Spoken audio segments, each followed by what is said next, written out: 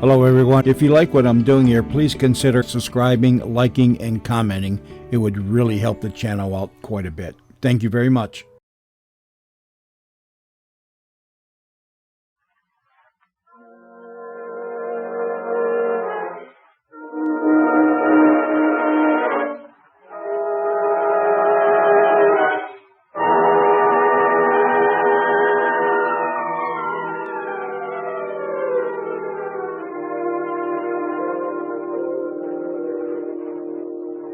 Ladies and gentlemen, when we announced the beginning of a new NBC feature, The Listener's Playhouse, which would come to you on Saturday evenings, we told you that we expected to present the work of three talented men.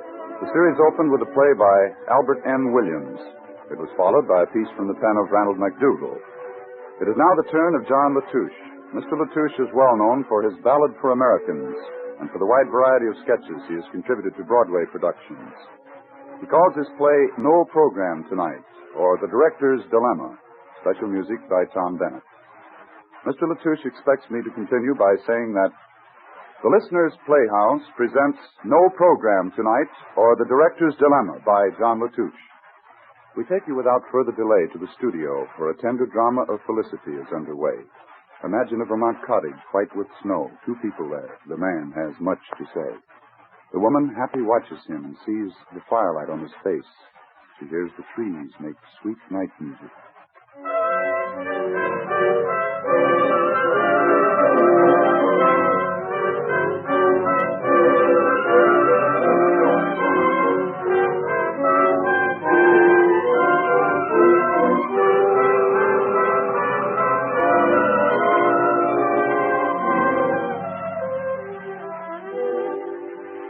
How often, Doris, in this shadowy room, we've faced the evenings, rounding out the hours with drowsy talk, and seen the errant moon dissolve against the dawn. Our quiet days, as garden flowers unfold their simple blooms, have brought to seed a plant that's rarer far than any man may know. And I, serene, am drunk with its contentment, lulled with love, seeing the sure fulfillment of our years, forming at last the single shining star of lucid faith. Even our doubts, in time's dark passageway, showed the wintry hills, grown green as spring. What are you doing? Green as Oh, for goodness sakes, what are you doing? Pick up your script. Can't do it. I just Now, can't pick up do your it. script. Quick, pick it up. You can't stop now. Can't I? I'm doing it. But we're on the air. Everybody's listening. We've started. We've got to finish. Why have we got to finish? Why? Why? What a silly question. Oh, stop talking nonsense. We've got to because we're supposed to finish it. My dear lady, you're a slave to convention. Firstly, many lovely things are unfinished. Rodin's statues, Leonardo's paintings, even Schubert's symphony was never completed. But that's beside the point. I don't intend to go on with this drivel another minute. Oh, stop it. You're joking. No, I can see you're not. Don't you realize everybody's waiting for his cue? Yes, I make my entrance in 3 lines. And I stalked in only a page later. I'm sorry. You'll have to carry on without me. But we're on the air. Why, this has never happened before. Well, it's about time it did. How can people read that stuff, much less listen to it? Lush with a capital S. Consider me the rejected suitor. In a while, I'm due to try and lead this happy wife astray in only 2 pages of metaphysical verse, including semicolons. And I will lead her back to the straight and narrow just as she's about to crumble. And furthermore, as we all know, the show must go on. I will not ask why again, but I'm about to elevate my left eyebrow quizzically. What's going on here? Mr. Director, he won't go on with the play. He says it's lush. With a capital S. Your function is that of an actor, not a critic. You'll please begin reading again. I'd like to oblige you, Mr. Director. Unfortunately, I'm a lost man. My larynx is going on strike. The text repels me. I'm a lost man. You mean you're walking out on the show now? You have translated my intention perfectly. Who do you think you are? I know who I am. I am a dramatic actor. My name is James Elliott Queever, and I live at 593 West 10th Street. I come of a respectable, though average family, and attended college until my junior year, when Pellegra, the pocketbook, sent me dewy-eyed out into the great world. How I happen to be a radio actor is another story, which you may have by sending me your name and $5 in Confederate money wrapped in a plain brown package. As you have surmised, I do not intend to continue this evening. As a matter of fact, I'm walking through that door tonight and straight onto a bus, and from there I hope I end up on the obscure desert island of Tikiliki, under a palm tree, with swaying sepia maidens banging a dulcimer to lull me asleep at twilight. Do you get it? The man's gone crazy. Mr. Director, I know what he means. He feels lost, pointless, like all of us. Times are so funny. The headlines stare out at you when you pass by. Everything is moving so fast. Life is like an airplane, and you feel that you're all alone in the airplane. The other passengers flutter in the breeze like paper dolls. You look for the pilot, but then you see there isn't any pilot. Just a pair of empty white gloves touching the controls. Words on paper stop meaning anything. See here, miss, you can't... My name is Eloise Farthingale. I live in a hotel with my mother, God bless her, and an older sister who reads in bed nights and keeps me awake. My favorite color is pink, and I like to watch the faces on the subway as I ride to work. Cut the show off the air. The cat's going crazy. I dislike spinach, unless it's cooked with bacon. I adore walking in the rain. I'm not fond of cats, but one day I hope to have a Scotty all my own. May I ask why you feel compelled to tell me all this? I want to remember who I am. It's so easy to forget nowadays. I know how she feels. There was a night the other night when I kept saying my name over and over to myself so I wouldn't forget it. The street widened like a river, and Europe and Asia and China were flowing over me in dark waves. I was a grain of sand, a nameless pebble. And me. Lately, most everything I do seems pointless. I'm doing something, and all of a sudden I ask myself, why are you doing this? And how do you answer yourself? Oh, very politely, I assure you. I always think up reasons. Not very good ones, but reasons. Extremely interesting. But all the time I know I'm talking through my own hat. May I again request you to pick up your scripts and carry on? Don't you see? We're people, not machines. How can we produce those saccharine syllables when we're breaking up inside day by day? This is... It's mutiny. That's what it is. Call in somebody. Call up somebody. You there in the control room. Hey, engineer, you look sensible. Come out here. What do you want with me, companion? I was just about to take a little nap on the company's time. He's going to take a nap. 18 years of radio tradition crashing down around our ears, and in the control room sits a sleeping beauty. Look here, man, this is a situation that has no precedent. The actors refuse to go on. The fact is amply stated. We declare the program liquidated. Mutiny. That's what it is, mutiny. Can't you say something, engineer? I'm sorry, companion. My job is there in the control room. I'm not a speaking man. You do the speaking. I control your voice. I can make a voice go booming up into the clouds loud as that. Or I can make it sink down under the floor like an ant headed for China. Or I can thin it down to a mile away. Or I can wave it back and forth, whee, like washing on the line. But, companion, I can't make nobody talk when they don't want to talk. Anyway, tain't American to try to.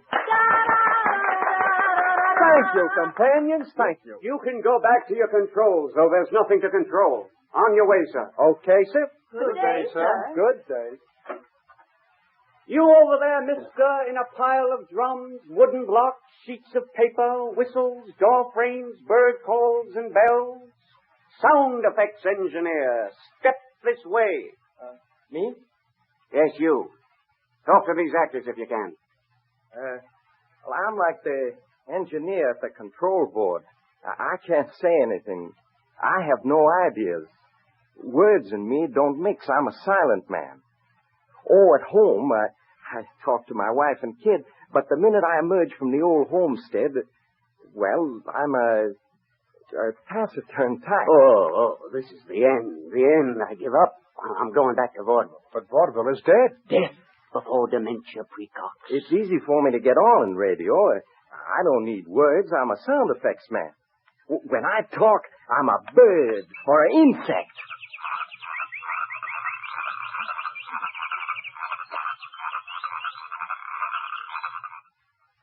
Or a roll of thunder.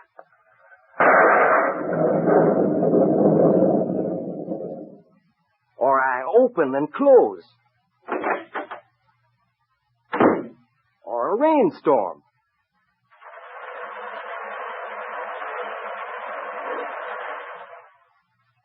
Or I can catch on fire.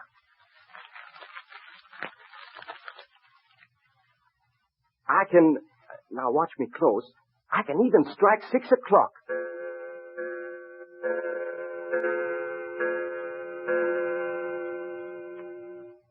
But 04, French for at the bottom, I'm helpless when it comes to saying anything. Thank you for running your gamut. Now run back to your place. Oh, Stanislavski, thou shouldst be living at this hour. Mr. Director, Hello. something not exactly heaven is being raised upstairs. People have been phoning in all over the place. They want to know what's happened to the program. What has happened to the program? I wish I knew. Don't ask me. Ask those artless children of the theater over there. Well, there's a vice president upstairs playing hopscotch with his blood pressure, and another one in the library looking up old Chinese tortures. You'd better do something soon, or start rehearsing for your funeral. And with that burning thought, I leave you. There you are, fellas. Yeah, forget it. You see? We're still on the air. People phoning in. Telegrams will start soon, and the papers will take it up. Scandal, publicity, very fine business. You, orchestra over there. What's this? Can you play anything? Something to fill up the gap. Have you got any ideas? Can't you think of anything? Anything to play? What do you usually do when a program goes sky high? How do you fill up the time? Oh, we have a piece we always play to fill up the time. All right, boys, get out the sky high music. Everybody play all the notes. From the top. 1, 2.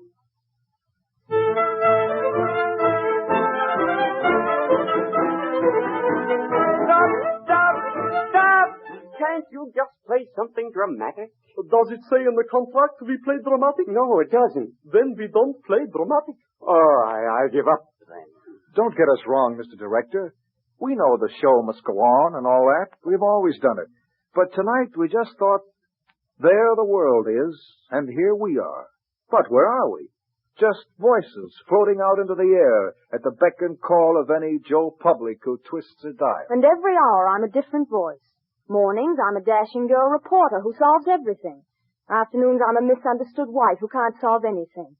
Evenings, I'm an adventuress with the plans to Grand Central Station hidden under my vaccination.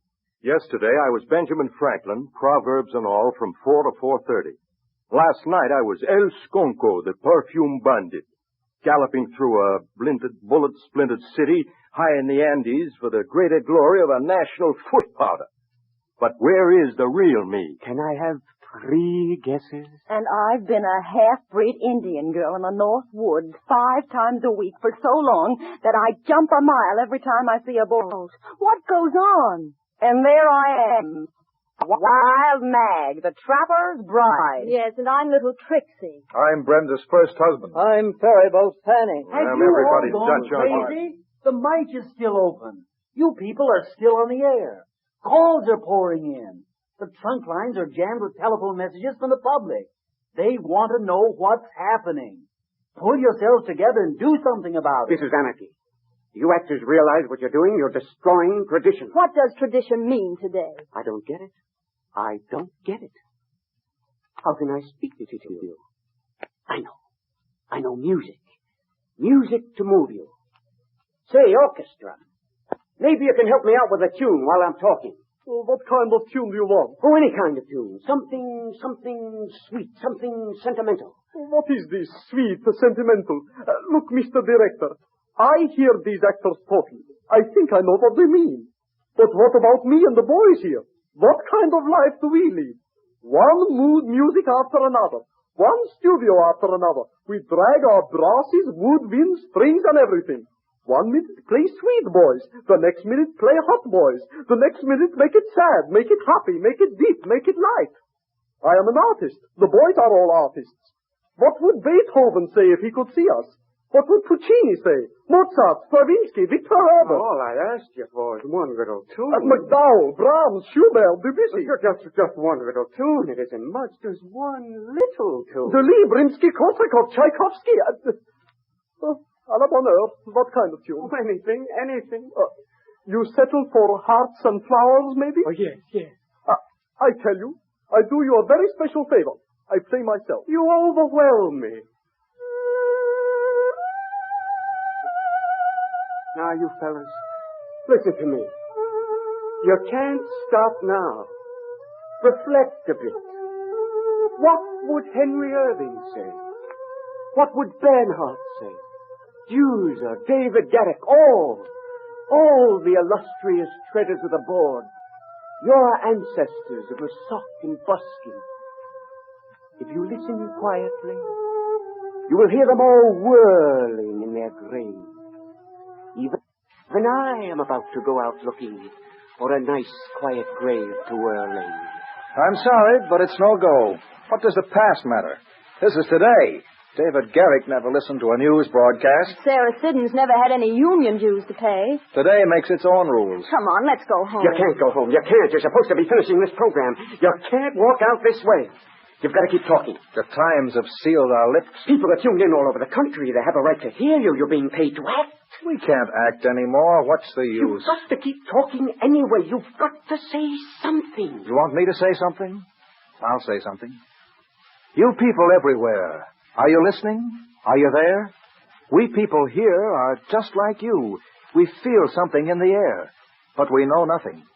I hear myself talking, and what I say surprises me. The times are strange. Actions seem meaningless. Like you, I get afraid. I'm afraid now. Do you believe it? Listen to my heart. A terrified ticker. Could it beat any quicker? I read the papers, discuss the news, hear views, individuals saying this and that around about so many ideas and fears. I try to find out what's a fact and what's slander, what's proper and what's propaganda. I'm all dizzy with these duces and furors. Truth seems to be a trick that's done with mirrors. I'm confused. Honestly, like you, I don't know. Head in a whirl. Listen to my brain.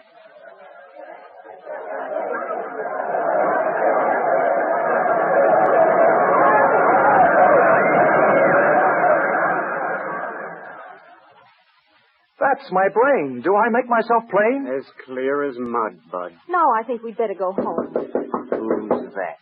Come in. Oh, excuse me for interrupting. For interrupting what? Who are you? What do you want?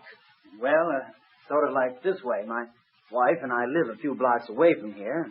We were sitting at home listening to the radio this evening, and all of a sudden the program seemed to break down. You have a talent fund, a statement. Well, you see, nothing like this has ever happened before that we know of. Wife is rather nervous, you know. No, I didn't know. How could I know? Well, she is. So, us being so near, we thought we'd come over and find out what the matter is. Well, if you do, let me know. The man downstairs at the desk told us to come up and ask you. My dear fellow, you come at a most peculiar moment. Everything has fallen to pieces. I have given up. Can I ask my wife to come in? She's outside. Feeling nervous. Sure. What does it matter? She has someone with her, a relative of mine. Oh, tell her to come in. Let them all come in. Tell them to bring box lunches. We'll serve tea. Make mine cyanide. Who is he? John Q. Public in person. Oh, my name happens to be Amos Golightly. Come on in, my dear. All right. This is my wife, Hattie Bell. Cousin Cornelia, who's from Cincinnati. She's visiting us this week. Hello. We heard what you were saying, and we wanted to know what all this is about people being afraid. I'm not. Are you, Hattie Bell? No, I'm not either. Are you, Cousin Cornelia? I certainly am not. Don't you read the paper? Don't you listen to the news? Sure we do. Don't we, Hattie Bell? Oh, we certainly do, don't we, Cousin Cornelia? Well, we're no ivory towers. Don't doubts bother you? Don't you wonder why you should bother with going on? Don't days seem empty and full of shadows? Doubts and shadows don't appear to me to come from outside. They come from inside. That's where believing comes from. Right, Hattie Bell? Oh, right. Doesn't it, Cousin Cornelia? It certainly does. Now, I've got a neighborhood grocery store and supplies food to quite a few people. Now, if I started doubting Chuck's steak, or my clerk wouldn't sell no more on account of the futility of spinach and baby's foods, a lot of people would be thrown out of gear. What's that got to do with me? Well, look at tonight. You went off the track, and then the other acting fellas had to go off, too.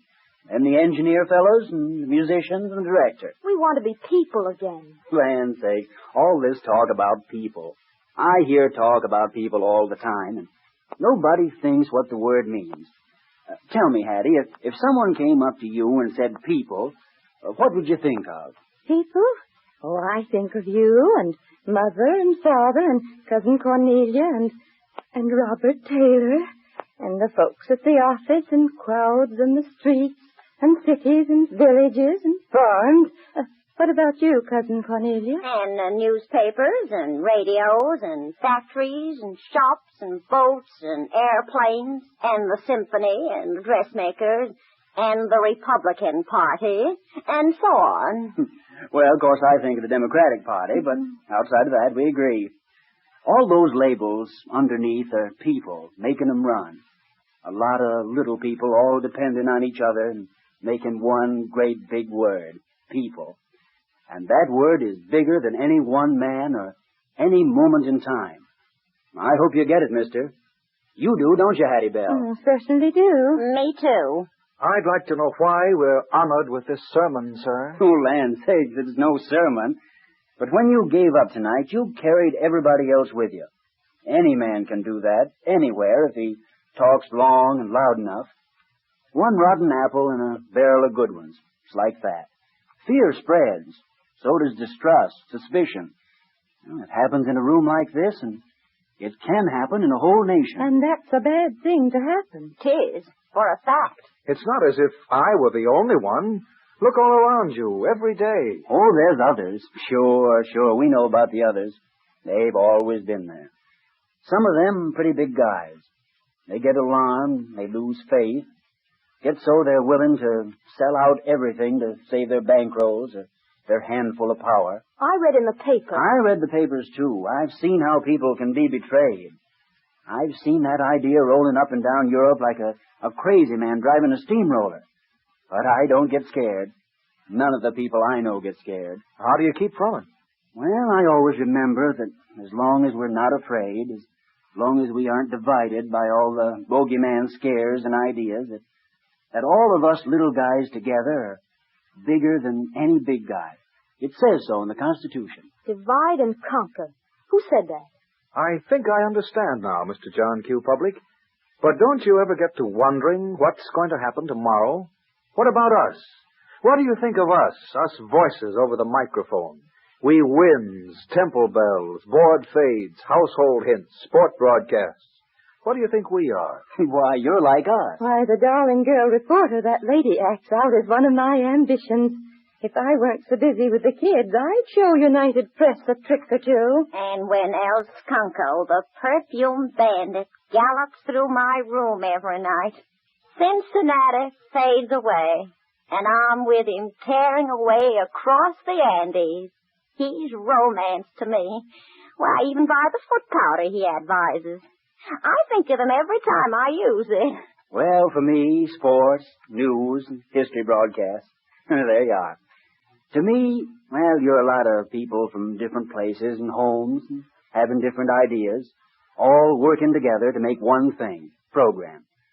We people listening are like that, too. And we're all part of the same thing, whether we make programs or shoes or handles for automobile doors. Okay, John Q. Public, you win.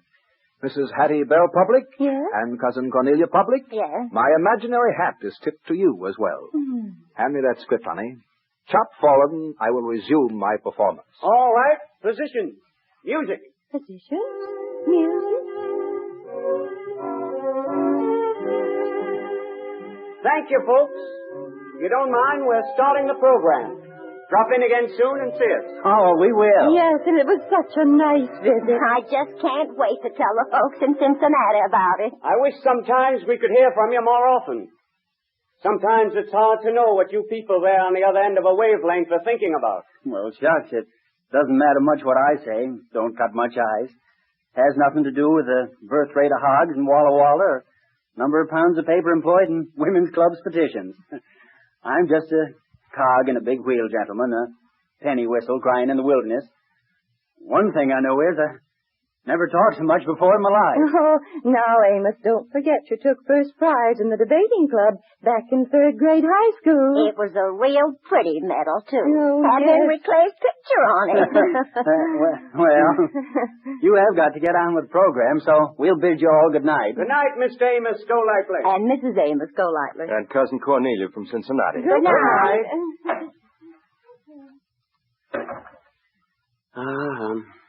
Nice people, those. I'm thinking, in all the houses covered by the gentle night, how many people are standing, divided, staring out of their windows into the streets, seeing the crowds go left and right, and others standing in the middle, holding mementos of last month, last year, 10 years ago, afraid of changing one thing they knew. The Golightleys everywhere are not afraid. They don't stand still. They don't run left or right. They move forward. Why do we doubt, I wonder? What's really the solution for us? The hesitating, the unsure. It's strange. But for a moment, while Mr. Golightly was talking here, it seemed as if this little room and us in it were like the whole country. We were scared about going on, thought we couldn't ever make it, had no faith in going on, no desire to. Everything seemed to be falling to pieces. Now, it's different. Now we know who we are, because we remembered who we are, where we came from, and what we really believe in. I wonder why we don't stop to do that more often. I don't want to seem unorthodox, but may I remind you that at long last we're resuming the program where we left off? May I ask you to take your position? Yes, see. I'm going to start with that about the middle of it. All right. Music?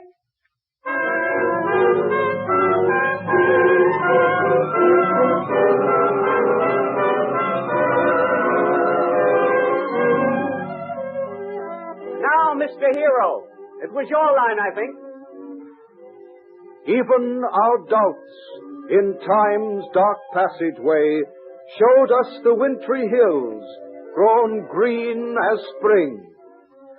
Say, wait a minute.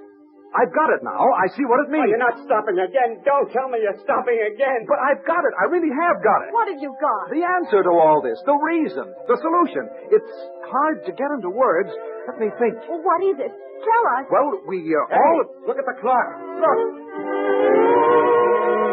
Listen, it's wonderful. No. It's too late to talk now. It's 1 minute to 9. The program's over. Our time's up. But listen. All that fuss, and there was no program tonight after all. But I've got it. Let me tell you all about it. You see, it's... Better luck next time.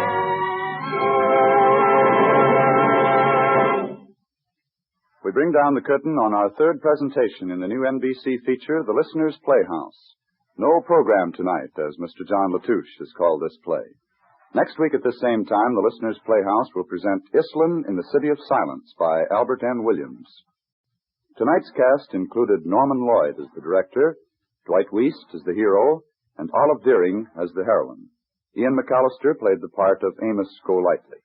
Special music by Tom Bennett was conducted by Joseph Stopak.